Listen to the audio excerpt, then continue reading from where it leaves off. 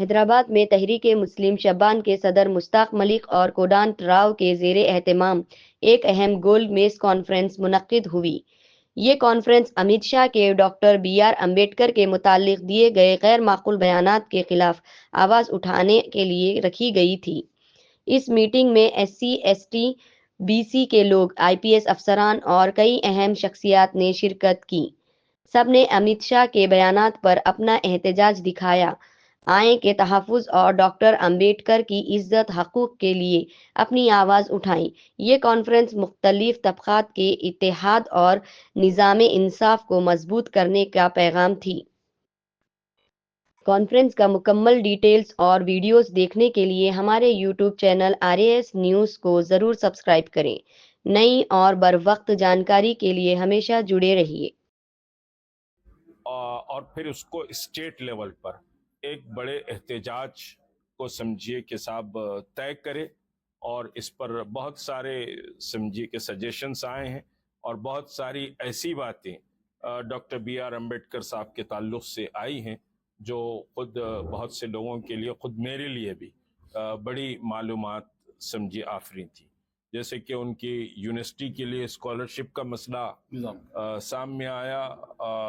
کیا اکا بھومی کوئی رائٹر ہے، وہ انہوں نے کتاب لکھی کہ اسکالرشپ سمجھیے کہ نظام دکن نے بھیم راؤ امبیڈکر صاحب کو دیا تھا، اور پھر بڑا ریسپیکٹ تھا، اور یہ بہت سمجھیے کہ صاحب خفیہ طریقے سے سمجھیے کہ یہ کام کیا گیا۔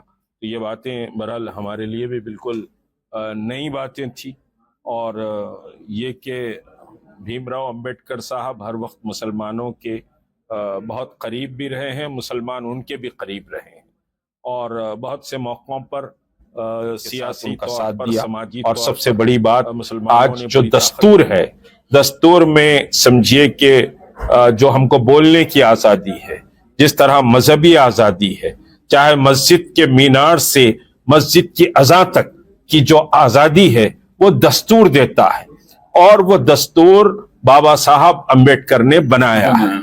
یہ RSS اور منو سمرتی کو لاگو کرنے کی کوششیں کرنے والی جماعتیں اس دستور کو پامال کرنا چاہتی ہیں۔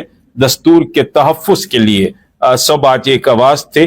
ہمارے محترم عزیز پاشا صاحب، سابقہ ممبر آف پارلیمنٹ MLC، اور پھر کندن پروفیسر وشویشور راؤ صاحب، پروفیسر سیمادری صاحب، اور سمجھیے کہ نائک ایسٹیز کے بہت سارے نمائندے، اور پھر ہمارے بام سیف کے ڈاکٹر کمار جو تلنگانہ بام سیف کے صدر ہیں، پھر عبدالعزیز صاحب جو MPJ کے صدر ہیں، شکیل صاحب جو انڈین یونین مسلم لیگ کے ہیں، پھر اب تحریک مسلم شبان کے تو عبداللہ قمر صاحب، غفار صاحب اور شبان کی پوری ٹیم رہی، اور پھر سمجھیے کہ ہماری جیک سے جو لوگ جڑے ہوئے ہیں وہ بھی سبھی سمجھیے کہ آج کے اجلاس میں شریک رہے۔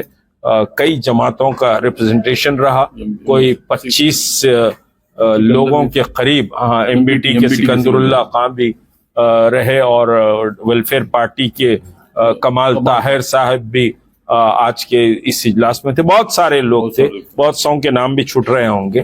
تو یہ کہ کوئی 25 سمجھے ریپرزنٹیٹیوز نے آج کریں گے۔ خالدہ پروین صاحب بھی خواتین کی طرف سے تھی نمائندگی کی، اور ڈاکٹر افسر جہاں بھی ایڈوکیٹ بھی نمائندگی کی۔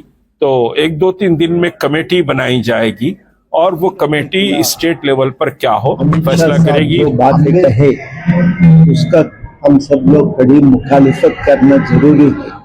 ان کا غصہ کوئی صرف امبیڈکر کے اوپر نہیں تھا، ان کا غصہ جمہوریت کے اوپر، اور ان کا غصہ دستور کے اوپر بھی تھا، نظر دستور کے اوپر تھی۔ اسی لیے ہم سب لوگ ایک ساتھ جڑ کر خوشیاں رہنا بہت ضروری ہے۔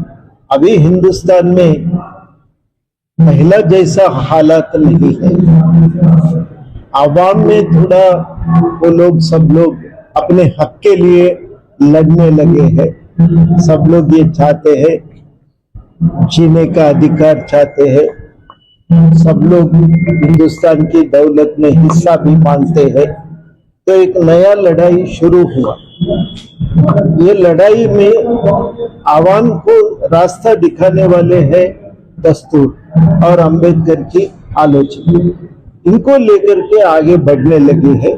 तो गुस्सा इसलिए कि कुछ लोग, कुछ कंपनी पूरा हिंदुस्तान को अपने काबू में रखकर अपनी पूरी दौलत बढ़ाना चाहते हैं, और इस जो कोशिशों के खिलाफ आवाम तैयार है एक साथ जुड़कर। तो ये लड़ाई जारी है, इसीलिए सब लोगों को अम्बेडकर के जो ताकत अपने हाथ में लेकर के और पूरा अपनी जो उनका जो दौलत बढ़ाना चाहते हैं, इन सब लोगों को अम्बेडकर के ऊपर और दस्तूर के ऊपर गुस्सा है। तो चाहते हैं अगर ये ना रहे तो लोग और भी लूट सकते हैं, अगर ये ना रहे तो उनका और भी मजबूत उनका पकड़ रहेंगे, ये चाहते हैं, इसीलिए इतना गुस्सा है। तो ये माहौल में हम सब लोग आवाम एक साथ जुड़ना, एक साथ जुड़कर इन कमेंट्स के खिलाफ आवाज उठाना बहुत ही जरूरी है। हम चाहते हैं सब लोग मिलकर इसके खिलाफ हमारा एक प्रोटेस्ट प्रोग्राम करें तो अच्छा रहेंगे। तो बातचीत जारी रहेंगे, यहाँ ही खत्म नहीं होगा, और इसको आगे बढ़ाने के लिए एक प्रोग्राम ऑर्गेनाइज करने के लिए